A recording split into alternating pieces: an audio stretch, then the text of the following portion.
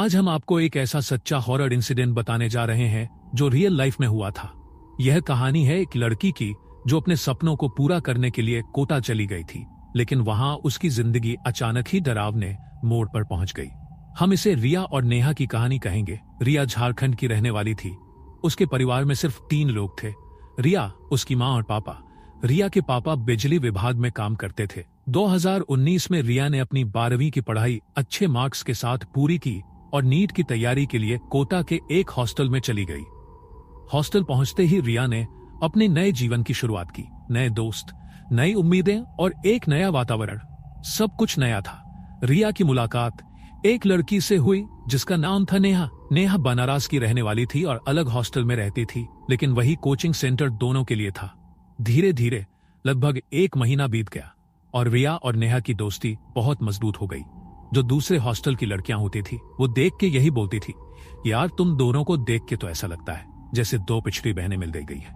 दोनों की कंपटीशन और पढ़ाई की तारीफ सभी टीचर्स करते थे। शुरुआत में नेहा अच्छे मार्क्स लाती थी और रिया को उससे इंस्पिरेशन मिलता था। रिया बोलती भी थी कि बहन, तुझे ऐसा कौन सा जादू मिल गया जिसकी वजह से तू इतने अच्छे मार्क्स लेके आ रही है। लेकिन समय के साथ नेहा थोड़ी कमजोर पड़ गई। हल्की हल्की जलन और कंपटीशन दोनों के बीच बढ़ने लगी। अचानक से रिया ने उसे टेक ओवर कर लिया और फिर नेहा बोलती थी, अब वो टोटका तुझे भी तो मिल गया, अब तू भी तो इतने अच्छे मार्क्स ला रही है। एक दिन नेहा ने रिया को फोन किया। उसने कहा कि देख बहन, मेरे हॉस्टल में वुडन से मेरी इतनी ज्यादा लड़ाई हो गई कि अब बस 2 ही रास्ते बचे हैं, या तो मैं घर चली जाऊं या फिर तुम मेरे लिए हॉस्टल में कोई कमरा निकलवा दो। रिया के लिए ये सच में परफेक्ट मोमेंट था। उसके रूममेट ने अभी 1 हफ्ता पहले हॉस्टल छोड़ दिया था और अब रिया अकेली थी। उसने कभी सोचा भी नहीं था कि नेहा को इस तरह अपने रूम में बुलाया जा सकता है, लेकिन जब नेहा ने आगे से कॉल किया तो रिया खुद को रोक ही नहीं पाई। नेहा ने अपनी वार्डन से बात की और कहा, मैम, मेरी एक दोस्त है नेहा और मैं चाहती हूँ कि हम दोनों डबल शेयरिंग में रहें, वो भी यहाँ आना चाहती है। हॉस्टल की वार्डन, जो रिया के बगल वाले कमरे में रहती थी, ने मुस्कुराते हुए हाथ फैलाया और नेहा का स्वागत किया। नेहा खुद को शिफ्ट कर लेती है और रिया के बिल्कुल नेक्स्ट वाला बेड ले लेती है। उनके मार्क्स भी इसी तरीके से आया करते थे। कभी कभी रिया के ज्यादा आते थे, लेकिन एक समय ऐसा आया जब नेहा की आर्थिक स्थिति बहुत बिगड़ गई। फाइनेंशियल सिचुएशन इतनी खराब हो गई कि वो कोचिंग भी सही तरीके से नहीं जा पा रही थी। तब रिया ने पूरा जिम्मा अपने ऊपर ले लिया और नेहा को संभाल लिया। लेकिन धीरे धीरे नेहा के मन में हल्की सी हीन भावना घर करने लगी। वो जलन जैसा महसूस करने लगी, जैसे कोई कंपटीशन हो। जब कोई लड़की बहुत अच्छा कर रही हो और उसकी तारीफ हो रही हो तो दूसरे को बुरा लगना स्वाभाविक है। नेहा देखती कि उसके बगल में रहने वाली रिया की तारीफ हो रही है जबकि उसकी नहीं हो रही। ये छोटा सा फर्क आगे चलकर इस दोस्ती की जंग को कहां तक ले जाएगा, यही सवाल था। हालांकि दोनों दोस्त आराम से साथ रहती थी। अगर किसी सवाल को एक समझ नहीं पाती तो दूसरी बिना झिझक उसकी मदद कर देती, जैसे एक बहन दूसरी बहन को सब कुछ समझा रही हो। बिल्कुल अपनापन और भरोसे से दोनों एक दूसरे के लिए कमरे में सबसे बेस्ट थीं। साथ में हंसी, पढ़ाई, बातें, सब कुछ परफेक्ट चल रहा था। लेकिन उन्हें बिल्कुल अंदाजा नहीं था कि आगे चलकर किसी तीसरे की नजर पड़ते ही दोनों की जिंदगी इस तरह बिखर जाएगी। एक दिन नेहा को घर से फोन आता है। फोन पर पता चलता है कि उसके पापा की तबीयत बहुत खराब हो गई है। नेहा घबराकर तुरंत रिया को बताती है, पापा की हालत बहुत सीरियस है। बिना एक पल गंवाए वो जो भी पब्लिक ट्रांसपोर्ट मिला पकड़कर सीधे बनारस के लिए निकल जाती है। इसके बाद 2-3 दिनों तक नेहा का कोई भी अपडेट नहीं आता। रिया बार बार फोन करती है लेकिन संपर्क नहीं हो पाता। कॉल कट जाता, नेटवर्क नहीं मिलता, कुछ भी साफ नहीं। रिया गहरे सोच में डूब जाती है। नेहा के साथ क्या हुआ होगा? उसके पापा की हालत कैसी होगी? वो ठीक तो होगी ना? उसकी चिंता हर पल बढ़ती जाती है। उसका नंबर क्यों नहीं मिल रहा? यही सोचते सोचते 2-3 रातें गुजर गई थी। अचानक 3 दिन बाद नेहा सीधे हॉस्टल लौट आती है। जैसे ही वो अपना बैग लेकर कमरे में प्रवेश करती है, रिया सबसे पहले पूछती है, नेहा, तेरे पापा को क्या हुआ? नेहा कुछ पल चुप रहती है, फिर भारी आवाज में बताती है, या रिया सन्न रह जाती है। वो समझ नहीं पाती कि ये क्या कह रही है। रिया की एक सबसे अच्छी आदत थी, हर दिन अपनी मम्मी को फोन करके बताती थी कि हॉस्टल में दिन भर क्या हुआ। अब वही आदत उसे नेहा से सवाल पूछने पर मजबूर कर देती है। क्या हुआ? मतलब कैसा टोटका? नेहा धीरे धीरे बताती है, मेरे पूरे परिवार पर किसी ने बहुत बड़ा टोटका कर दिया और मेरे साथ तो खास तौर पर ऐसा हुआ कि मेरे कपड़ों तक को लेकर कुछ कर दिया गया। ये सब बनारस में बहुत आम है। वहां ब्लैक मैजिक के रिचुअल्स, टोने टोटके, ये सब रोजमर्रा की बात है। रिया के लिए ये सब बिल्कुल नया था। वो घबराकर पूछती है, थोड़ा और बताना। नेहा बताती है, जब पापा का फोन आया और मैं घर पहुंची तो पापा मुझे बाबा जी के पास ले गए। उन्होंने कहा कि मुझ पर एक एंटिटी चल रही है। रिया की आंखें फैल जाती है। उसके लिए ये दुनिया बिल्कुल अनजानी थी, डर, रहस्य और अंधविश्वास से भरी हुई। बाबा ने नेहा से कहा था कि उस पर एक फीमेल एंटिटी का साया है जो उसके मार्क्स कम करवा रही है और उसकी हेल्थ और वेल्थ दोनों में दिक्कत डाल रही है।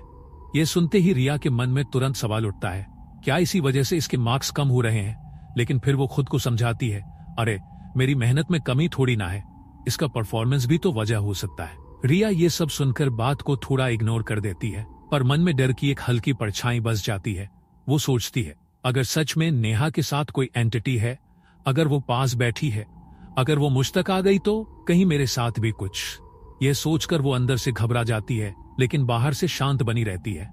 हिम्मत करके वो पूछती है, फिर बाबा ने और क्या बताया? लगे तो इसे बार बार बोलना, और अगर कहीं भी आसपास दिक्कत लगे तो भूत छिड़क देना, और मंत्र का जितना ज्यादा हो सके उच्चारण करना, सब ठीक हो जाएगा।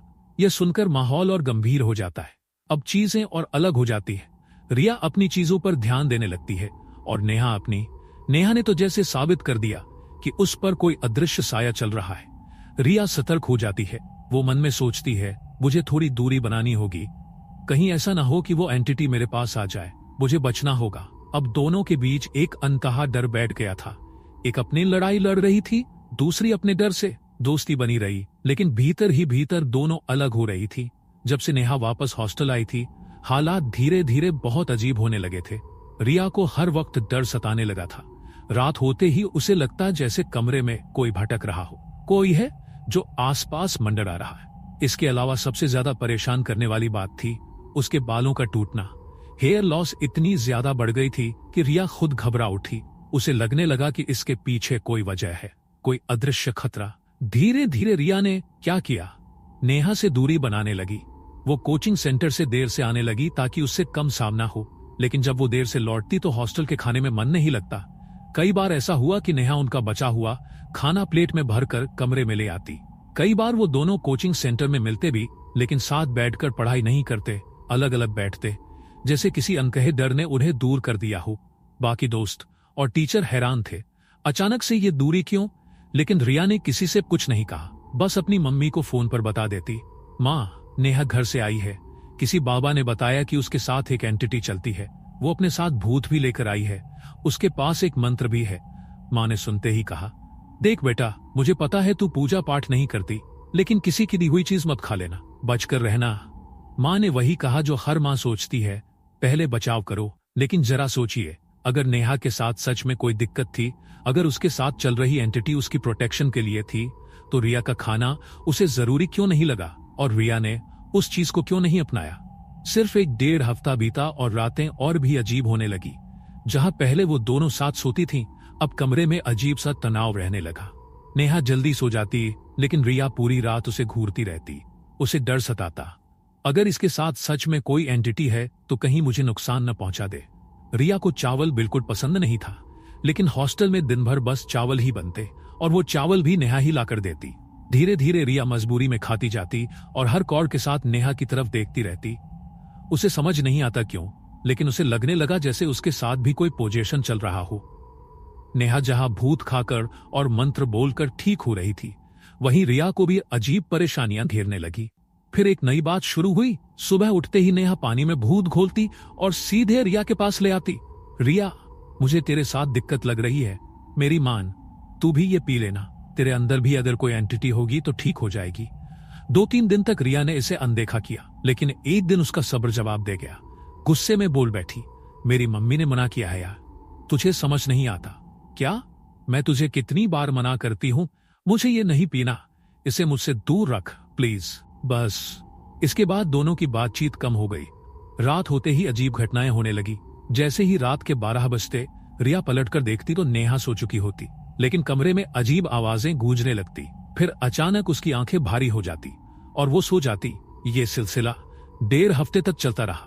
बाहर से सब कुछ सामान्य दिखता, लेकिन अंदर एक अनकहा डर दोनों को घेर चुका था। हॉस्टल में सब कुछ वैसे ही चल रहा था, पर अब कुछ भी पहले जैसा नहीं रहा था। अचानक 1.5 हफ्ते बाद रिया ने महसूस किया कि सब उसे ही देख रहे हैं। जब भी वो खाना खाने जाती, मैथ्स की क्लास में जाती या कोचिंग सेंटर में पहुंचती, उसे लगता जैसे सारी लड़कियां उसे घूर रही हों और अजीब अजीब बातें कर रही हों। एक दिन वो सीधे जाकर वहां 2-3 लड़कियों से पूछ बैठी, या तुम लोग क्या बात कर रही हो? लड़कियां एक दूसरे की तरफ देखकर बोली, रिया, तुम्हें पता है पिछले 1.5 हफ्ते से तुम रात में हॉस्टल में चिल्लाती घूमती हो, सामान फेंकती हो, तुम्हारे कमरे से आवाजें आती हैं, वार्डन के कमरे का गेट खटखटाती हो और कहती हो गेट खोलो, मुझे जाना है, मेरे कमरे में कौन घूम रहा है, तुमने सबको डरा रखा है। ये सुनते ही रिया के पैरों तले जमीन खिसक गई। उसे कुछ याद ही नहीं था। वो घबराकर दौड़ती हुई अपने कमरे में गई और नेहा से पूछा, नेहा, क्या मैं सच में ऐसा कुछ कर रही हूं? नेहा बिना हिचकिचाए बोली, इसलिए तो मैं तुझे भूत दे रही थी, ताकि तुझे पता चल सके कि तेरे अंदर कोई पोजीशन है। मैं तेरा बुरा नहीं चाहती यार, तू वो भूत पी ले। रिया इधर उधर देखने लगी। उसकी नजर शीशे पर पड़ी। जैसे ही उसने खुद को देखा, उसके होश उड़ गए। चेहरे पर निशान थे, ऐसे जैसे किसी ने कल रात जोर से चांटा मारा हो। फिर उसने अपने हाथ पैर देखे, वहां खरोंचों के निशान थे। 1.5 हफ्ते में उसके साथ ऐसा क्या हुआ था कि वो खुद को पहचान नहीं पा रही थी। फिर भी रिया ने खुद को समझाया, नहीं, मैं किसी की बातों में नहीं आऊंगी, ये सब झूठ भी हो सकता है मैं खुद ही किसी स्प्लिट पर्सनालिटी डिसऑर्डर का शिकार बन गई हूं। रात को कोई और कैसे बन सकती हूं? वो बार बार नेहा से पूछती रही, यार और बता, कुछ और भी दिखता है क्या? नेहा बोली, तुझे पता है जब भी सुबह उठती है ना, तुझे चक्कर आते हैं, सिर में दर्द रहता है, तू स्टेबल नहीं रहती। तभी रिया को याद आया, हाँ, जब भी सुबह उठती थी, सिर पकड़कर बैठ जाती थी, खुद को भारी भारी महसूस करती थी। लेकिन उसने सोचा, ये तो पढ़ाई की वजह से भी हो सकता है, जरूरी नहीं कि पोजीशन ही हो। नेहा ने फिर कहा, जैसे ही रात के 12-12:30 बजते हैं ना, मैं खुद डर जाती हूँ। तू उठती है, चिल्लाने लगती है, सामान फेंक देती है, फिर गेट खोलकर वार्डन के कमरे के सामने जाकर कहती है, गेट खोलो, मुझे बाहर जाना है, पूरी हॉस्टल की लड़कियां तुझसे डरने लगी हैं। ये सब सुनकर रिया पूरी तरह से टूट गई। उसे समझ नहीं आ रहा था कि ये सब सिर्फ 1-1.5 हफ्ते में कैसे हो गया। वो जो कुछ कर रही थी उसे खुद याद ही नहीं, और सबसे बड़ा डर यही था, अगर मुझे याद ही नहीं तो मैं कौन हूं? क्या हो रहा है मेरे साथ? उस दिन उसने खुद से वादा किया, मैं खुद को कंट्रोल में रखूंगी, किसी की बातों में नहीं आऊंगी। लेकिन अंदर ही अंदर डर का साया उसके हर कदम के साथ चलने लगा था। रिया ने तय कर लिया, देखती हूं रात को क्या होता है। लेकिन जो उसने देखा वो उसके डर को और बढ़ा गया। जैसे ही वो सोती, अचानक रात में उसकी आंख खुल जाती। वो देखती कि पूरा कमरा अस्त व्यस्त पड़ा है, सामान बिखरा हुआ, और बबली के साथ दूसरी लड़कियां उसे ही खड़े होकर घूर रही हैं। सुबह जब वो उठती तो उसके पूरे शरीर में दर्द होता, जैसे किसी ने रात भर पीटा हो। हाथ पैर में खरोंचे, चेहरे पर निशान, ऐसा लगता जैसे रात भर उसके साथ कुछ भयानक हुआ हो। हॉस्टल वार्डन ने परेशान होकर उसके घर फोन किया, लेकिन उसके माता पिता समझ ही नहीं पाए कि बात क्या है। जब रिया ने खुद फोन किया तो रोते रोते कहा, मम्मी, मेरे सर में बहुत दर्द है, बहुत ज्यादा दर्द, प्लीज मुझे लेने आ जाओ। लेकिन उसके माता पिता ने कहा, बेटा, एग्जाम आने वाले हैं, ध्यान दो, सब झूठ बोल रहे हैं, तुम बस एग्जाम पर ध्यान दो। जिस एग्जाम के लिए वो महीनों से तैयारी कर रही थी, उसी दिन उसका सर इतना दर्द करने लगा कि वो खुद फोन पर रोते रोते कहती रही, पापा, मम्मी, मेरा सर फट जाएगा, प्लीज प्लीज मुझे लेने आ जाओ। आखिरकार उसी शाम उसके माता पिता हॉस्टल आए और उसे अपने साथ घर ले गए। अब जो आगे हुआ उसे सुनकर आप भी सोच में पड़ जाओगे। क्या सच में ऐसा हो सकता है? रिया पूरे 1.5 हफ्ते तक घर पर रही, लेकिन घर में किसी को भी ऐसा नहीं लगा कि उसके साथ कोई समस्या है। डॉक्टर के पास ले गए तो डॉक्टर ने कहा, बस हल्का सा बुखार है, ठीक हो जाएगा, कोई गंभीर बात नहीं है। उसके माता पिता की नजर में रिया झूठी साबित हो गई थी। वो आराम से सोती, आराम से उठती, घर में घूमती, किसी को कुछ भी असामान्य नहीं दिखता था। रिया के पापा तो हमेशा उसे सपोर्ट करते थे। उन्हें लगता था कि एग्जाम की वजह से तनाव होगा, जरूरत पड़ी तो कंपार्टमेंट में भी दिला देंगे। लेकिन उसकी मम्मी को लगने लगा कि शायद रिया बहाना कर रही है, तैयारी नहीं हुई होगी, शायद गलत राह पर जा रही है, इसलिए ये सारे ड्रामे कर रही है। 1.5 हफ्ते बाद बिना किसी और सवाल के उसके माता पिता ने उसे फिर से हॉस्टल छोड़ दिया। लेकिन जो आगे हुआ वो सीधे मौत के दर्शन जैसा था। उस रात जब उसके माता पिता उसे हॉस्टल छोड़कर गए, उसी रात रिया ने अपनी आंखों से एक एंटिटी को कमरे में इधर उधर घूमते देखा। लेकिन वो खुद कंफर्म नहीं कर पाई क्या वो सच में एंटिटी थी या मेरे दिमाग का वहम? उस समय बबली कोचिंग सेंटर गई हुई थी। समय रहा होगा रात 8 से 9 बजे के बीच, और उसी दौरान ये सब शुरू हुआ। कुछ लड़कियां थीं जो अपने एग्जाम की तैयारी में जी जान से लगी थी। रिया भी उन्हीं में गिनी जाती थी। लेकिन बाकी लड़कियों को लगने लगा कि वो बस बहाने बनाकर घर जाना चाहती है, पढ़ाई से बच रही है। फिर एक दिन सुबह पता चला कि पहली ही रात को रिया ने पूरे हॉस्टल में हाहाकार मचा दिया था। रात 12 बजे के बाद वो उठी, कमरे का सामान फेंक दिया और पूरे हॉस्टल में चीखती चिल्लाती घूमी। बाकी लड़कियां डर के मारे सहम गई, यहां तक कि वार्डन भी घबराई हुई थी। वार्डन ने सबको समझाया, रिया स्प्लिट पर्सनालिटी डिसऑर्डर से जूझ रही है। जब तक एग्जाम्स खत्म नहीं हो जाते तुम लोग सामान्य तरीके से रहो। लेकिन अंदर ही अंदर सबने मान लिया कि रिया पागल हो गई है। कोई उसके साथ खड़ा नहीं हुआ सिवाय एक ही लड़की के। नेहा ने बताया कि उसे भी अब एंटिटीज दिखने लगी है। वजह वो पानी पीना बंद कर चुकी थी जिसमें भूत वाला बबूत घोल कर दिया जाता था। मैं तेरा साथ देना चाहती थी, इसलिए मैंने वो पानी पीना छोड़ दिया, नेहा ने कहा। सच्ची दोस्त वही होती है जो साथ निभाना चाहे, चाहे परिस्थिति कैसी भी हो। लेकिन क्या ये कदम सही था? बिल्कुल नहीं। इस मदद ने दोनों को और खतरे में डाल दिया। धीरे धीरे रिया पर बार बार स्लीप पैरालिसिस के अटैक आने लगे।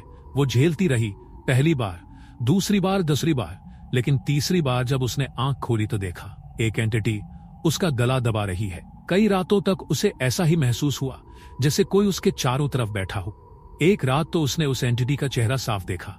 एक औरत, मोटी मोटी आंखें, मोटे होंठ, लंबे बिखरे बाल, बाहर निकली आंखें, फटी हुई आंतें, और उसके हाथों से खून बह रहा था। इस दृश्य ने रिया को अंदर तक हिला दिया। वार्डन बार बार उसके घर फोन करती, आपकी बेटी नॉर्मल नहीं है, जितनी जल्दी हो सके उसे घर ले जाइए। लेकिन घर वालों का जवाब होता, मैम आप समझने की कोशिश क्यों नहीं कर रही? बच्ची पर एग्जाम का बहुत प्रेशर है, वो डिप्रेस हो जाएगी। अगर आप इसी तरह डराएंगे तो उसका नुकसान होगा। आखिरकार वार्डन ने कहना छोड़ दिया। उसने बाकी लड़कियों से कहा, इसे इग्नोर करो। उधर 2020 में कोविड का समय आ गया। हॉस्टल बंद होने की कगार पर था। नेहा अपने घर चली गई, रिया अकेली रह गई। डर के मारे वो रोते रोते अपने पापा को फोन करती है, पापा सब लड़कियां घर जा रही हैं, प्लीज मुझे भी लेने आ जाओ। पापा ने कहा, बेटा अभी कुछ सीबीएसई की कॉपियां चेक करनी है, मैं 2 दिन में आ जाऊंगा, तुम आराम से रहो। 2 दिन की बात थी, लेकिन रिया का डर बढ़ता जा रहा था। बबली तो जा चुकी थी, अब वो अकेली। हॉस्टल में बाकी लड़कियां उससे डरती, उसकी हरकतें अजीब थीं। कई बार ऐसा हुआ कि वो सोने के लिए लेटी और अचानक 1:30 बजे आंख खुल गई। सामने उसे दिखा कि एंटिटी चारों तरफ से उसे पकड़ रही है। वो हनुमान चालीसा गाने लगी और फिर किसी तरह छूट गई। लेकिन हर बार वो बच नहीं पाई। कुछ रातों में वो पूरी तरह पजेस हो चुकी थी। आखिरी 2-3 रातें ही बची थी जब उसके माता पिता उसे लेने आने वाले थे। लेकिन एक रात ऐसी आई जो उसके जीवन की सबसे भयानक रात बन गई। उस रात वो तैयार होकर बैठी थी, मन में डर, शरीर में थरथराहट और कमरे में फैला हुआ अज्ञात आतंक। अगली सुबह क्या होने वाला था, यही सोचकर उसका दिल धड़कता जा रहा था। रिया को तो बस इतना पता था कि आज रात उसकी आखिरी रात है। कल सुबह उसके पापा उसे लेने आने वाले हैं। लेकिन क्या वो रात आराम से सो पाएगी? कहीं उसके ऊपर कोई अटैक तो नहीं होगा? यही डर उसके दिल में लगातार घूम रहा था। उसी समय उसे पता चला कि पास वाली लड़कियों ने आपस में कोई टास्क तय किया है। उनमें से एक लड़की को यह टास्क मिला था कि उसे पास वाले ग्रेवयार्ड से एक मोमबत्ती ले आनी है और रात को एक रिचुअल करना है। रिया ने सोचा, मेरा इससे कोई लेना देना नहीं है, मैं बेखौफ रहूंगी। जब तक मैं इन सब में शामिल नहीं हूं, मेरे साथ कुछ नहीं होगा। रात को वो अपनी जगह बैठी रही। साइड वाली लड़कियां खूब मस्ती कर रही थी क्योंकि अगले दिन वे भी हॉस्टल छोड़ने वाली थी। कोई डर नहीं, कोई चिंता नहीं। लेकिन रात को जो हुआ वो किसी के लिए भी सामान्य नहीं था। जिस लड़की को टास्क मिला था वो कैंडल लेकर ग्रेवयार्ड से लौटी। सबने रिचुअल शुरू किया। तभी अचानक उस कमरे से हाहाकार की आवाजें आने लगी। लड़कियां डर के मारे भागने लगी। रिया भी दौड़ती हुई वहां पहुंची और जो दृश्य उसने देखा वो उसके पूरे अस्तित्व को हिला देने वाला था। वो लड़की कैंडल लेकर आई थी, पूरी तरह से पोजेस हो चुकी थी। उसकी आंखें बाहर निकली हुई, चेहरा विकृत, हाथ कांप रहे थे। वो बड़बड़ा रही थी जैसे किसी और की आवाज हो। इसके बाद रिया को कुछ याद नहीं रहा, सब धुंधला हो गया। तू यहाँ क्यों आई है? उसकी आवाज इतनी अग्रेसिव थी कि सुनने वाले कांप उठे। दूसरी लड़की जो कैंडल लेकर आई थी उससे चिल्लाकर बात कर रही थी। जैसे कोई दूसरी शक्ति उसके अंदर से बोल रही हो। वो कह रही थी, ये मेरा इलाका है, मैं यहाँ रहती हूँ, तू यहाँ क्यों आई? यह देखकर हॉस्टल की बाकी लड़कियां डर के मारे अपने अपने कमरे में भाग गई। वार्डन भी घबरा गई। बड़ी मुश्किल से उसने हनुमान चालीसा सुनाकर दोनों को शांत किया, बार बार सुनाया, तब कहीं जाकर वे सामान्य हो सकी। स्थिति इतनी खराब हो गई कि वार्डन ने अपने एक रिश्तेदार को बुलाया। वो पैरानॉर्मल इन्वेस्टिगेटर था। उसने आकर कहा, देखिए, ऐसा होता है जब किसी पर कोई एंटिटी कब्जा कर लेती है तो वो अपने दायरे की रक्षा करने लगती है। ये सामान्य मानसिक समस्या नहीं है। ये सुनकर हॉस्टल में हड़कंप मच गया। किसी को समझ नहीं आ रहा था कि ये सब सच है या किसी के दिमाग का खेल, लेकिन रिया के लिए यह डरावना सपना अब वास्तविकता बन चुका था। जब से नेहा वापस आई थी, रिया की जिंदगी जैसे उलट पुलट हो गई थी। शुरुआत में दोनों साथ रहती थीं, एक दूसरे का सहारा बनती थीं, लेकिन धीरे धीरे कुछ ऐसा होने लगा जो रिया को भीतर तक हिला देने वाला था। पहले पहल तो उसे समझ ही नहीं आया कि ये सब सच है या दिमाग का खेल। रात होते ही अजीब आवाजें, कमरे में कोई भटकता महसूस होना, और फिर अचानक उसके बालों का झड़ना, सब कुछ असहज कर रहा था। रिया ने दूरी बनानी शुरू कर दी। कोचिंग से देर से लौटती, खाने में ध्यान नहीं देती और कई बार नेहा द्वारा लाया गया खाना भी छोड़ देती। दोनों साथ होते हुए भी अलग रहने लगी। दोस्तों और टीचरों ने नोटिस किया कि रिया बदल गई है, पर किसी को वजह नहीं समझ आई। फिर एक दिन ऐसा आया जब रिया ने देखा बाकी लड़कियां उसे घूर रही हैं, कोई फुसफुसा रहा है, कोई डर से नजरें चुरा रही है। पूछने पर उन्हें पता चला कि पिछले कई दिनों से रिया रात को उठती है, चिल्लाती है, सामान फेंकती है और वार्डन के कमरे का दरवाजा पीटती है। ये सुनते ही रिया के पैरों तले जमीन खिसक गई।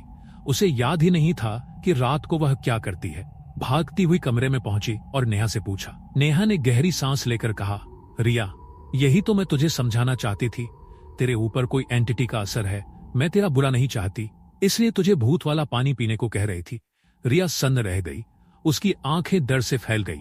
नेहा ने बताया कि बाबा ने कहा है रिया के ऊपर एक महिला एंटिटी का प्रभाव है जो उसके मार्क्स कम कर रही है, उसकी हेल्थ और वेल्थ पर असर डाल रही है। उसकी आंखें डर से फैल गईं। नेहा ने बताया कि बाबा ने कहा है रिया के ऊपर एक महिला एंटिटी का प्रभाव है जो उसके मार्क्स कम कर रही है, उसकी हेल्थ और वेल्थ पर असर डाल रही है। ये सुनते ही रिया के मन में तुरंत सवाल उठता है, क्या इसी वजह से इसके मार्क्स कम हो रहे हैं?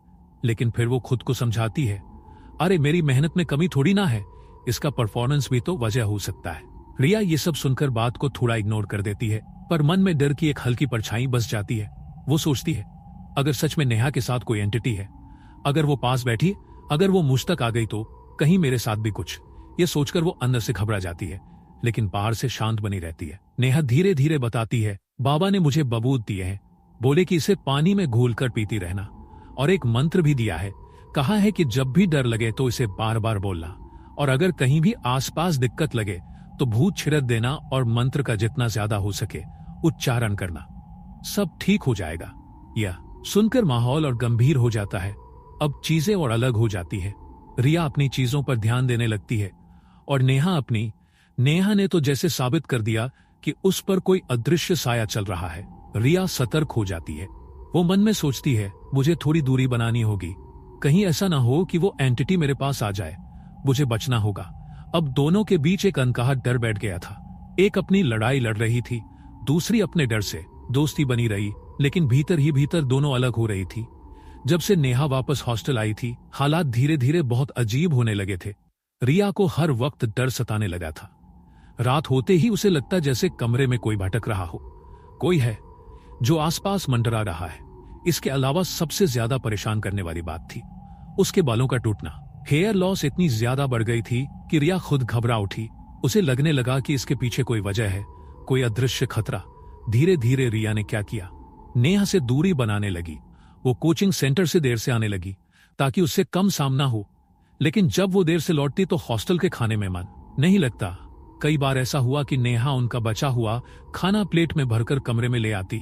कई बार वो दोनों कोचिंग सेंटर में मिलते भी, लेकिन साथ बैठकर पढ़ाई नहीं करते, अलग अलग बैठते, जैसे किसी अनकहे डर ने उन्हें दूर कर दिया हो। बाकी दोस्त और टीचर हैरान थे, अचानक से ये दूरी क्यों? लेकिन रिया ने किसी से कुछ नहीं कहा, बस अपनी मम्मी को फोन पर बता देती, माँ, नेहा घर से आई है। किसी बाबा ने बताया कि उसके साथ एक एंटिटी चलती है, वो अपने साथ भूत भी लेकर आई है, उसके पास एक मंत्र भी है, माँ ने सुनते ही कहा, देख बेटा, मुझे पता है तू पूजा पाठ नहीं करती, लेकिन किसी की दी हुई चीज मत खा लेना, बचकर रहना। माँ ने वही कहा जो हर माँ सोचती है, पहले बचाव करो। लेकिन जरा सोचिए, अगर नेहा के साथ सच में कोई दिक्कत थी, अगर उसके साथ चल रही एंटिटी उसकी प्रोटेक्शन के लिए थी, तो रिया का खाना उसे जरूरी क्यों नहीं लगा और रिया ने उस चीज को क्यों नहीं अपनाया? सिर्फ 1.5 हफ्ता बीता और रातें और भी अजीब होने लगी। जहां पहले वो दोनों साथ सोती थी, अब कमरे में अजीब सा तनाव रहने लगा। नेहा जल्दी सो जाती, लेकिन रिया पूरी रात उसे घूरती रहती। उसे डर सताता, अगर इसके साथ सच में कोई एंटिटी है तो कहीं मुझे नुकसान न पहुंचा दे। रिया को चावल बिल्कुल पसंद नहीं था, लेकिन हॉस्टल में दिन भर बस चावल ही बनते और वो चावल भी नेहा ही लाकर देती। धीरे धीरे रिया मजबूरी में खाती जाती और हर कौर के साथ नेहा की तरफ देखती रहती। उसे समझ नहीं आता क्यों, लेकिन उसे लगने लगा जैसे उसके साथ भी कोई पोजीशन चल रहा हो। नेहा जहां भूत खाकर और मंत्र बोलकर ठीक हो रही थी, वहीं रिया को भी अजीब परेशानियां घेरने लगी। फिर एक नई बात शुरू हुई। सुबह उठते ही नेहा पानी में भूत खोलती और सीधे रिया के पास ले आती। रिया, मुझे तेरे साथ दिक्कत लग रही है, मेरी मान, तू भी ये पी लेना, तेरे अंदर भी अगर कोई एंटिटी होगी तो ठीक हो जाएगी। 2-3 दिन तक रिया ने इसे अनदेखा किया, लेकिन एक दिन उसका सब्र जवाब दे गया। गुस्से में बोल बैठी, मेरी मम्मी ने मना किया है यार, तुझे समझ नहीं आता क्या? मैं तुझे कितनी बार मना करती हूँ, मुझे ये नहीं पीना, इसे मुझसे दूर रख प्लीज। बस इसके बाद दोनों की बातचीत कम हो गई। रात होते ही अजीब घटनाएं होने लगी। जैसे ही रात के 12 बजते रिया पलटकर देखती तो नेहा सो चुकी होती, लेकिन कमरे में अजीब आवाजें गूंजने लगती। फिर अचानक उसकी आंखें भारी हो जाती और वो सो जाती। ये सिलसिला 1.5 हफ्ते तक चलता रहा। बाहर से सब कुछ सामान्य दिखता, लेकिन अंदर एक अनकहा डर दोनों को घेर चुका था। हॉस्टल में सब कुछ वैसे ही चल रहा था और अब कुछ भी पहले जैसा नहीं रहा था। अचानक 1.5 हफ्ते बाद रिया ने महसूस किया कि सब उसे ही देख रहे हैं। जब भी वो खाना खाने जाती, मैथ्स की क्लास में जाती या कोचिंग सेंटर में पहुंचती, उसे लगता जैसे सारी लड़कियां उसे घूर रही हो और अजीब अजीब बातें कर रही हो।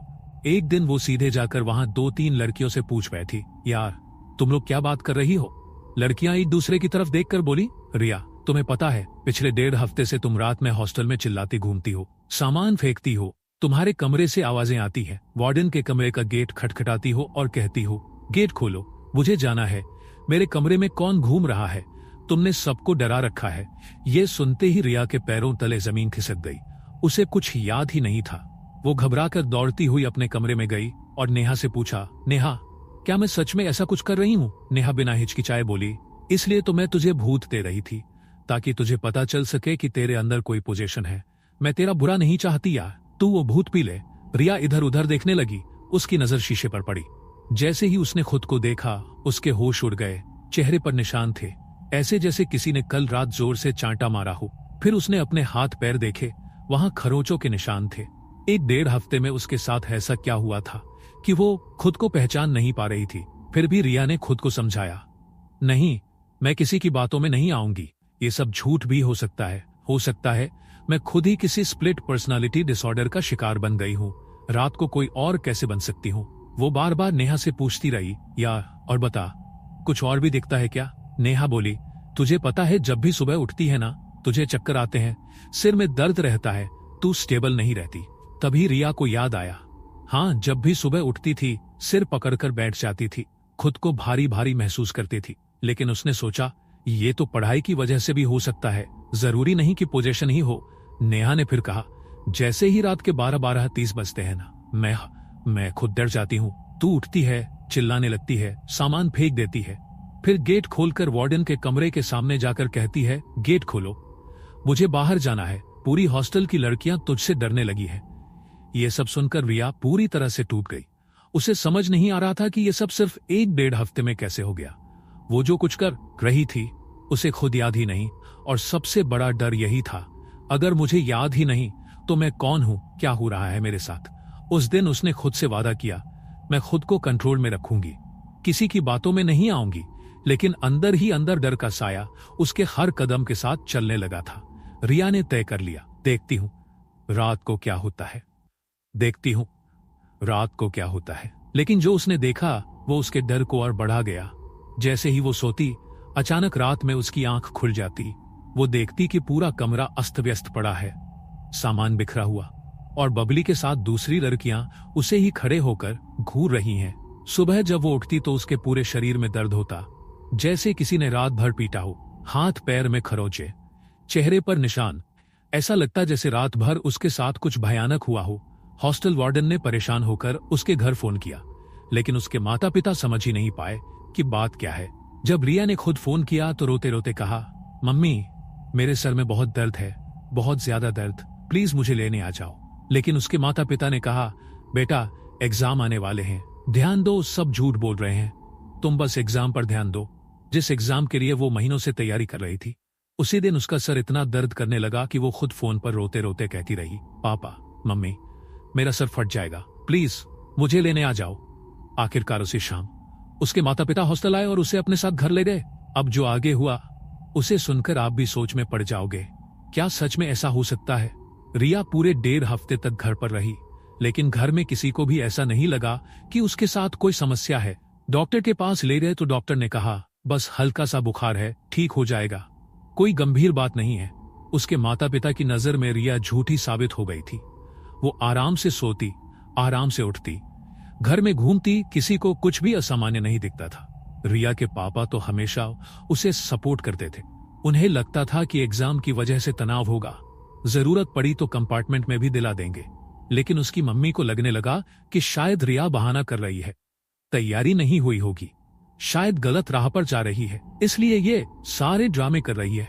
1.5 हफ्ते बाद बिना किसी और सवाल के उसके माता पिता ने उसे फिर से हॉस्टल छोड़ दिया। लेकिन जो आगे हुआ वो सीधे मौत के दर्शन जैसा था। उस रात जब उसके माता पिता उसे हॉस्टल छोड़कर गए, उसी रात रिया ने अपनी आंखों से एक एंटिटी को कमरे में इधर उधर घूमते देखा।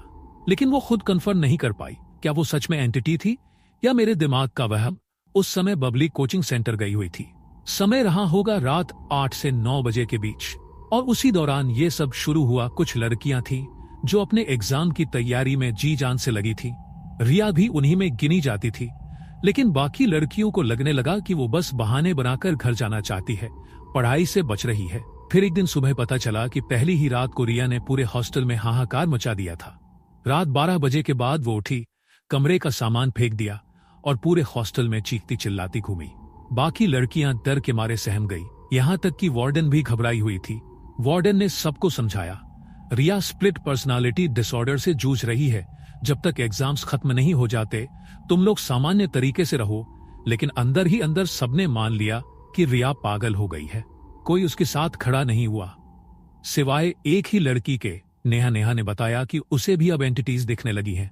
वजह, वो पानी पीना बंद कर चुकी थी जिसमें भूत वाला बबूत घोल कर दिया जाता था। मैं तेरा साथ देना चाहती थी, इसलिए मैंने वो पानी पीना छोड़ दिया, नेहा ने कहा। सच्ची दोस्त वही होती है जो साथ निभाना चाहे, चाहे परिस्थिति कैसी भी हो। लेकिन क्या ये कदम सही था? बिल्कुल नहीं। इस मदद ने दोनों को और खतरे में डाल दिया। धीरे धीरे रिया पर बार बार स्लीप पैरालिसिस के अटैक आने लगे। वो झेलती रही, पहली बार, दूसरी बार, लेकिन तीसरी बार जब उसने आंख खोली तो देखा एक एंटिटी उसका गला दबा रही है। कई रातों तक उसे ऐसा ही महसूस हुआ जैसे कोई उसके चारों तरफ बैठा हो। एक रात तो उसने उस एंटिटी का चेहरा साफ देखा। एक औरत, मोटी मोटी आंखें, मोटे होंठ, लंबे बिखरे बाल, बाहर निकली आंखें, मोटे होंठ, लंबे बिखरे बाल, बाहर निकलिया, और उसके हाथों से खून बह रहा था। इस दृश्य ने रिया को अंदर तक हिला दिया। वार्डन बार बार उसके घर फोन करती, आपकी बेटी नॉर्मल नहीं है, जितनी जल्दी हो सके उसे घर ले जाइए। लेकिन घर वालों का जवाब होता, मैम, आप समझने की कोशिश क्यों नहीं कर रही? बच्ची पर एग्जाम का बहुत प्रेशर है, वो डिप्रेस हो जाएगी। अगर आप इसी तरह डराएंगे तो उसका नुकसान होगा। आखिरकार वार्डन ने कहना छोड़ दिया। उसने बाकी लड़कियों से कहा, इसे इग्नोर करो। उधर 2020 में कोविड का समय आ गया। हॉस्टल बंद होने की कगार पर था। नेहा अपने घर चली गई, रिया अकेली रह गई। डर के मारे वो रोते रोते अपने पापा को फोन करती है, पापा, सब लड़कियां घर जा रही हैं, प्लीज मुझे भी लेने आ जाओ। पापा ने कहा, बेटा, अभी कुछ सीबीएसई की कॉपियां चेक करनी है, मैं 2 दिन में आ जाऊंगा, तुम आराम से रहो। 2 दिन की बात थी, लेकिन रिया का डर बढ़ता जा रहा था। बबली तो जा चुकी थी, अब वो अकेली हॉस्टल में। बाकी लड़कियां उससे डरती, उसकी हरकतें अजीब थी। कई बार ऐसा हुआ कि वो सोने के लिए लेटी और अचानक 1:30 बजे आंख खुल गई। सामने उसे दिखा कि एंटिटी चारों तरफ से उसे पकड़ रही है। वो हनुमान चालीसा गाने लगी और फिर किसी तरह छूट गई स्पांच। लेकिन हर बार वो बच नहीं पाई। कुछ रातों में वो पूरी तरह पजेस हो चुकी थी। आखिरी 2-3 रातें ही बची थी जब उसके माता पिता उसे लेने आने वाले थे। लेकिन एक रात ऐसी आई जो उसके जीवन की सबसे भयानक रात बन गई। उस रात वो तैयार होकर बैठी थी, मन में डर, शरीर में थरथराहट और कमरे में फैला हुआ अज्ञात आतंक। अगली सुबह क्या होने वाला था, यही सोचकर उसका दिल धड़कता जा रहा था। रिया को तो बस इतना पता था कि आज रात उसकी आखिरी रात है। कल सुबह उसके पापा उसे लेने आने वाले हैं। लेकिन क्या वो रात आराम से सो पाएगी? कहीं उसके ऊपर कोई अटैक तो नहीं होगा? यही डर उसके दिल में लगातार घूम रहा था। उसी समय उसे पता चला कि पास वाली लड़कियों ने आपस में कोई टास्क तय किया है। उनमें से एक लड़की को यह टास्क मिला था कि उसे पास वाले ग्रेवयार्ड से एक मोमबत्ती ले आनी है और रात को एक रिचुअल करना है। रिया ने सोचा, मेरा इससे कोई लेना देना नहीं है, मैं बेखौफ रहूंगी। जब तक मैं इन सब में शामिल नहीं हूं, मेरे साथ कुछ नहीं होगा। रात को वो अपनी जगह बैठी रही। साइड वाली लड़कियां खूब मस्ती कर रही थी क्योंकि अगले दिन वे भी हॉस्टल छोड़ने वाली थी। कोई डर नहीं, कोई चिंता नहीं। लेकिन रात को जो हुआ वो किसी के लिए भी सामान्य नहीं था। जिस लड़की को टास्क मिला था वो कैंडल लेकर ग्रेवयार्ड से लौटी। सबने रिचुअल शुरू किया। तभी अचानक उस कमरे से हाहाकार की आवाजें आने लगी। लड़कियां डर के मारे भागने लगी। रिया भी दौड़ती हुई वहां पहुंची और जो दृश्य उसने देखा वो उसके पूरे अस्तित्व को हिला देने वाला था। वो लड़की कैंडल लेकर आई थी, पूरी तरह से पोजेस हो चुकी थी। उसकी आंखें बाहर निकली हुई, चेहरा विकृत, हाथ कांप रहे थे। वो बड़बड़ा रही थी जैसे किसी और की आवाज हो। इसके बाद रिया को कुछ याद नहीं रहा, सब धुंधला हो गया। अगली सुबह जब रिया अपने कमरे में गई तो उसे जो पता चला वो और भी डरावना था। वो खुद अचानक पोजेस हो गई थी, उसकी आंखें लाल थी और वो जोर जोर से चिल्ला रही थी, ये मेरा दायरा है। वो कह रही थी, ये मेरा इलाका है, मैं यहां रहती हूं, तू यहां क्यों आई? ये देखकर हॉस्टल की बाकी लड़कियां डर के मारे अपने अपने कमरे में भाग गई। वार्डन भी घबरा गई। बड़ी मुश्किल से उसने हनुमान चालीसा सुनाकर दोनों को शांत किया, बार बार सुनाया। तब कहीं जाकर वे सामान्य हो सकी। स्थिति इतनी खराब हो गई कि वार्डन ने अपने एक रिश्तेदार को बुलाया। वो पैरानॉर्मल इन्वेस्टिगेटर था। उसने आकर कहा, देखिए, ऐसा होता है जब किसी पर कोई एंटिटी कब्जा कर लेती है तो वो अपने दायरे की रक्षा करने लगती है। ये सामान्य मानसिक समस्या नहीं है। ये सुनकर हॉस्टल में हड़कंप मच गया। किसी को समझ नहीं आ रहा था कि ये सब सच है या किसी के दिमाग का खेल। लेकिन रिया के लिए डरावना सपना अब वास्तविकता बन चुका था। जब से नेहा वापस आई थी, रिया की जिंदगी जैसे उलट पुलट हो गई थी। शुरुआत में दोनों साथ रहती थीं, एक दूसरे का सहारा बनती थीं, लेकिन धीरे धीरे कुछ ऐसा होने लगा जो रिया को भीतर तक हिला देने वाला था। पहल तो उसे समझ ही नहीं आया कि ये सब सच है या दिमाग का खेल। रात होते ही अजीब आवाजें, कमरे में कोई भटकता महसूस होना और फिर अचानक उसके बालों का झड़ना, सब कुछ असहज कर रहा था। रिया ने दूरी बनानी शुरू कर दी। कोचिंग से देर से लौटती, खाने में ध्यान नहीं देती और कई बार नेहा द्वारा लाया गया खाना भी छोड़ देती। दोनों साथ होते हुए भी अलग रहने लगी। दोस्तों और टीचरों ने नोटिस किया कि रिया बदल गई है, पर किसी को वजह नहीं समझ आई। फिर एक दिन ऐसा आया जब रिया ने देखा बाकी लड़कियां उसे घूर रही हैं, कोई फुसफुसा रहा है, कोई डर से नजरें चुरा रही है।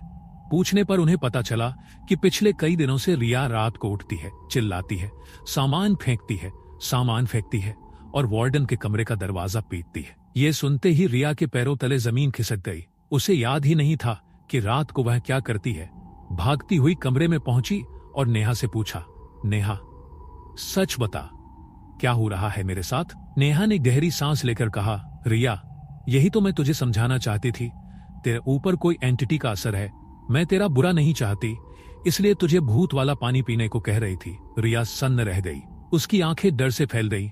नेहा ने बताया कि बाबा ने कहा है रिया के ऊपर एक महिला एंटिटी का प्रभाव है जो उसके मार्क्स कम कर रही है, उसकी हेल्थ और वेल्थ पर असर डाल रही है। रिया सुनती रही।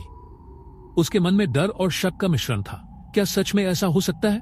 लेकिन दूसरी तरफ उसका मन कह रहा था, नहीं, मेरी मेहनत में कमी थोड़ी ना है। फिर भी डर अपने पैर पसार चुका था। कुछ ही दिनों में हालत और बिगड़ गई। रिया को रात होते ही अजीब अनुभूति होने लगी। वह सोती तो किसी के घूमने का एहसास होता, बार बार चक्कर आते, सर पकड़कर बैठ जाती। सुबह उठते ही थकावट और डर उसके चेहरे पर साफ झलकते। नेहा ने कई बार समझाया कि भूत वाला पानी पीकर मंत्र बोलो, इससे असर कम होगा, लेकिन रिया डरती रही। एक दिन गुस्से में कह बैठी, मेरी मम्मी ने मना किया है, मैं ये सब नहीं करूंगी, दूर रहो मुझसे। उसके बाद दोनों की बातचीत कम होती गई। रात होते ही रिया की हालत और खराब होने लगी। 12 बजे के बाद उसका शरीर कांपने लगता। वह आंखें खोलती तो कमरे में अजीब आवाजें होती, कभी कोई छाया पास आती, कभी उसका गला दबाती। कई बार तो उसे लगता कोई अदृश्य शक्ति उसके चारों तरफ है।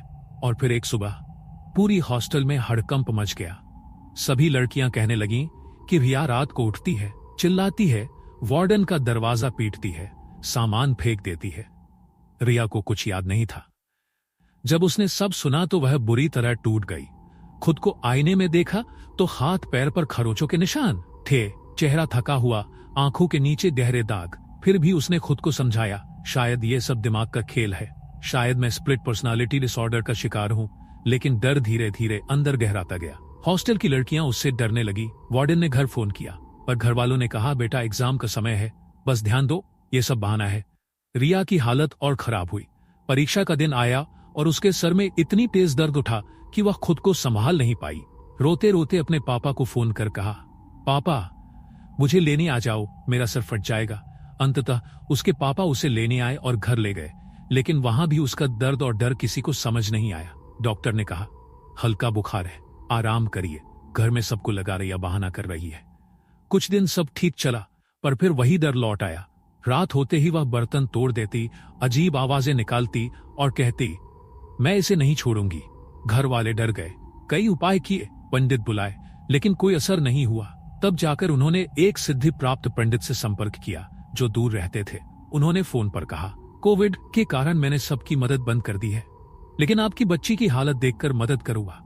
उनकी सलाह पर सोनल को उनके पास ले जाया गया। वहां उन्होंने गंभीरता से कहा, अगर इसे बचाना है तो संपर्क सीमित करना होगा, इसे किसी से बातचीत नहीं करनी चाहिए। यह सुनकर रिया अवाक रह गई। कैसे संभव था कि वह नेहा से बात करना छोड़ दे? नेहा तो उसकी एकमात्र सहेली थी जो दिन रात उसकी मदद कर रही थी, लेकिन मजबूरी थी। लौटते समय सिद्धि पुरुष ने एक धागा दिया और कहा, इसे बांध लो, ये रक्षा करेगा। घर लौटते ही नेहा का फोन आया, रिया क्या हुआ, सब ठीक है ना, बताओ ना। रिया ने झूठ बोल दिया, सब ठीक है, मुझे कुछ नहीं हुआ, डॉक्टर से इलाज कर लूंगी। इतना कहती ही उसकी आवाज गायब हो गई। फोन बंद हो गया। एक हफ्ते की राहत के बाद रिया को फिर से वही डर सताने लगा।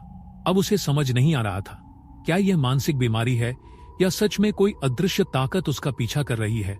अगली बार जब वह सिद्धि पुरुष के पास गई तो उन्होंने बड़ा सुरक्षा घेरा बनाकर उसमें बैठाया। घेरा बनते ही रिया कांपने लगी। रिया ने बताया कि विक्रम भाई, आप बिलीव करो, मुझे तो बिल्कुल आवाज ही नहीं आई कि बाहर क्या चल रहा है। जब मुझे घेरे में बैठाया गया तभी सब धुंधला हो गया। रिया की आवाज कांप रही थी, उसकी आंखों में डर, थकान और बेबसी साफ झलक रही थी।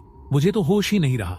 बाद में पापा ने बताया कि मैं पूरी तरह बेहोश हो गई थी और बेहोशी में भी मैं नाच रही थी, जैसे मेरे अंदर कोई और शक्ति बस गई हो। पापा ने बताया कि रिया बार बार पंडित जी से कह रही थी, तू हमें इससे अलग नहीं कर पाएगा, हम इसे लेके जाएंगे। कभी फीमेल एंटिटी कहती थी, मैं इसे लेके जाऊंगी, कोई नहीं बचा सकता। कभी बच्चे जैसी एंटिटी आवाज देती थी, मैं इसे लेके जाऊंगा, मैं लेके जाऊंगा। इतना सुनते ही रिया का चेहरा पीला पड़ गया, उसके होंठ कांप रहे थे। पंडित जी ने बाद में बताया, बेटा तूने 4 बार हमें चकमा देने की कोशिश की थी, बार बार कहती रही कि पापा मुझे निकाल लो, मुझे बहुत दर्द हो रहा है, मुझे इस घेरे से बाहर ले चलो, लेकिन तू खुद लड़ती रही, हार मानने को तैयार नहीं थी। उस दिन रिया ने पूरे 8-9 घंटे तक उस घेरे से बाहर निकलने की कोशिश की, लेकिन हर बार वही दर्द, वही डर, वही अंधेरा उसे घेर लेता। न बाहर जाने देती, न खुद को संभालने देती। पंडित जी और उनके साथ बैठे लोग लगातार पूजा करते रहे। 11-12 घंटे तक अनुष्ठान चलता रहा। तब जाकर सच सामने आया। रिया की सांसें भारी हो गई थी, उसका शरीर थक कर बिखर गया था, आंखें सूज चुकी थी। लेकिन जैसे ही उसका होश लौटा, सामने जो सच आया उसने सबको हिला दिया। पंडित जी ने गहरी आवाज में कहा, यह कोई सामान्य मामला नहीं है, यह सब किसी इंसान ने किया है। रिया सन्न रह गई। वो और कोई नहीं, वो खुद नेहा थी। कमरे में सन्नाटा छा गया। रिया की आंखों में अविश्वास और दर्द साथ साथ थे। क्या उसकी सबसे करीबी दोस्त थी उसकी सबसे बड़ी मुसीबत बन गई थी? यहीं से कहानी और गहरी, डरावनी और जटिल हो जाती है, क्योंकि जब भरोसा टूटता है तो डर सिर्फ बाहर नहीं, भीतर तक समा जाता है। नेहा अपने घर गई थी। लेकिन वहां से वो खाली हाथ नहीं लौटी थी। वो ब्लैक मैजिक का पूरा सामान लेकर आई थी। रिया के बालों का जो झड़ना शुरू हुआ था, जितने भी बाल टूटे थे, नेहा ने वो सब इकट्ठा कर लिया। उन्हें अपने साथ ले जाकर बनारस में किसी तांत्रिक से ब्लैक मैजिक करवा लाई।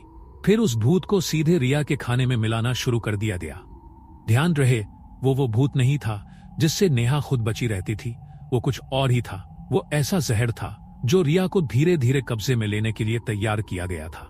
चावल में मिलाकर हर बार खाने के साथ उसके शरीर में उतरता गया और उसी के जरिए रिया की हालत खराब की जाती रही। जब रिया को सच पता चला तो वो सब जोड़कर समझ गई। नेहा को एंटिटीज कैसे दिखती थी, क्योंकि वही तो उन्हें बुलाती थी, वही तो उनके लिए हर कदम पर तैयार रहती थी। लेकिन सवाल यह था, नेहा ऐसा क्यों कर रही थी? क्योंकि रिया एक अच्छे परिवार से थी, उसके अच्छे नंबर आते थे, उसका भविष्य उज्जवल था। वही नेहा आर्थिक परेशानियों से जूझ रही थी। लेकिन क्या इसका मतलब यह हुआ कि वो अपने दोस्त को ही तबाह कर दे? रिया को आखिरकार वो मंत्र भी समझ में आया जो नेहा बार बार उसे दोहराने के लिए कहती थी। वो कोई सुरक्षा का मंत्र नहीं था, वो दरअसल ब्लैक मैजिक को बुलाने वाला मंत्र था। अगर कोई एंटिटी है तो मेरे ऊपर आ जाओ, मैं स्वीकार करती हूँ। यह सुनकर किसी की भी आत्मा कांप जाए तो आप खुद सोचिए, जिन लोगों के बीच आप रहते हैं, क्या वो सच में आपके अपने हैं? कहीं ऐसा तो नहीं कि आप किसी हॉस्टल, पीजी या अपार्टमेंट में बैठे वीडियो देख रहे हैं और आपके आसपास कोई चुपचाप आपकी जिंदगी बर्बाद करने की योजना बना रहा है?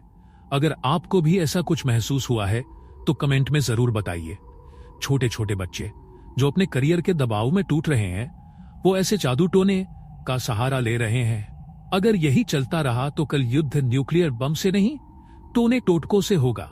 गुड़िया फेंकी जाएगी, लड्डू जहर बन जाएंगे और कौन जानता है किस जगह कौन सा रहस्यमयी सामान दफन मिलेगा। ब्लैक मैजिक सिर्फ दूसरों को नहीं, करने वाले को भी तबाह करता है। जो इसे करवाते हैं वो भी भुगतते हैं और जो इसका शिकार बनते हैं वो तो पहले से ही बर्बाद हो चुके होते हैं। यह एक ऐसी कड़वी साइकिल बन जाती है जो पीढ़ियों तक पीछा नहीं छोड़ती।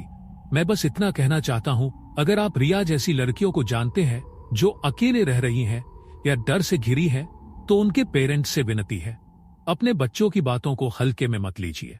अगर वे बार बार कह रहे हैं कि उनके साथ कुछ गलत हो रहा है तो उनकी मदद कीजिए, उन्हें समझिए, उनका साथ दीजिए।